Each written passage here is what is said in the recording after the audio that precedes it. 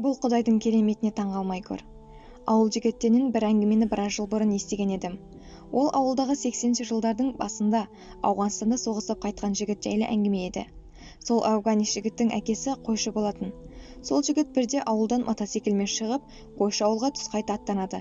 Күннің қысқа кезі екен. Жолда мотоциклі бұзылып тұрып қалады. Жөндейін десе 32-де 36 деген кілт керек. Алайда кілтті қайдан алсын? Далбаса алып әрі іздейді, бері іздейді, таппайды. Көлденең өтіп жатқан көлігі құрғыр тағы жоқ. Күн суып қараңғы болып бара жатыр. Айдала, ұйтқыс бар дегендей.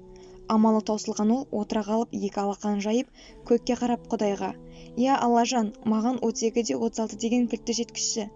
Әзірге басқа көмегіңе мұқтаж емеспін", деп дұға жасап жалбарынады.